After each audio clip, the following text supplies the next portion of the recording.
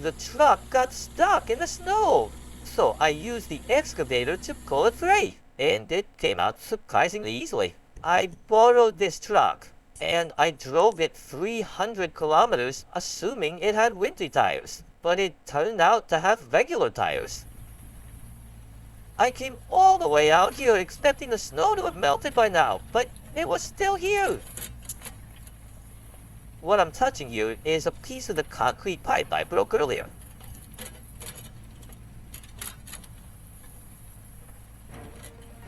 People say the Japanese are diligent, but I may be even more so. Running this in multiple languages takes that kind of effort.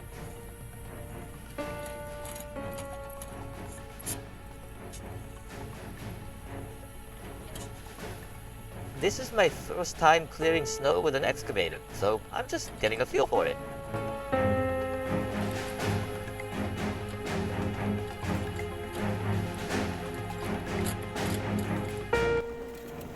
I'm digging the trash out from under the snow and moving it to the storage building at my family's house. If the snow had melted, the work would be a lot more efficient. But this inherited property is 300 kilometers from my home, so I can't always get here at the right time.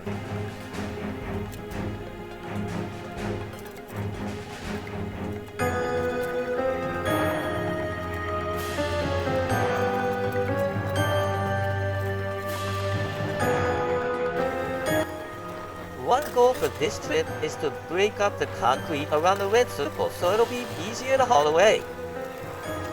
It's Sunday and the disposal company is closed. So on Sunday, I sort everything and get it ready to bring in on a weekday.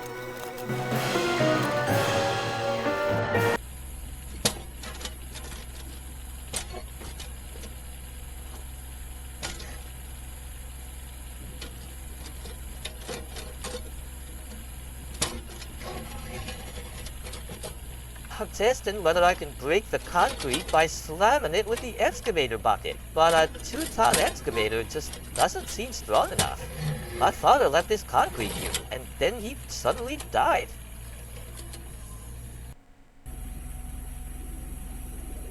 I get off the excavator, check how hard the concrete is, and talk things over with my wife to figure out what we should do today. When the inherited property is this far away, you can't make a perfect plan from the beginning. We think on site and decide what will make the best use of the day. That's how work always goes at an inherited property 300 kilometers away. Every trip costs gas and tolls, so I have to think hard and make sure this still ends up cheaper than hiring a contractor. My wife and I are throwing all of our experience and knowledge into this work.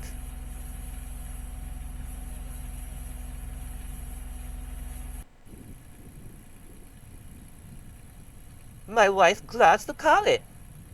Even if we only move the big junk to my family's place, the land starts to look a little better. But it looks like it was too heavy for her. For this pallet, is the best option still to cut it into smaller pieces and put it out with the local trash?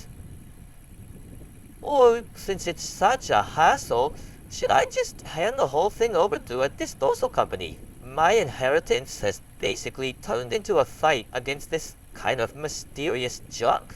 The person you see on screen is my wife. I'm always putting her through this. Meanwhile, I'm cutting the pipe in the back of the frame.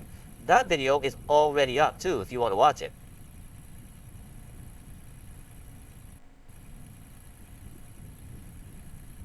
Why is there a ladder this long lying here? I have no idea.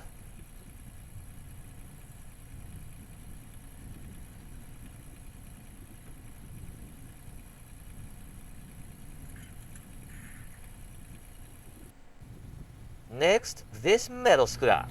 This farmland is supposed to be a rice field, so having this here just looks bad. I want to take it back to my family's place, but it's piled together, so I can't move it like this. So I'll move it around a little with the excavator and see if I can loosen it up. These steel pipes here showed up in an earlier video. There used to be an animal shed here. This is what's left of it.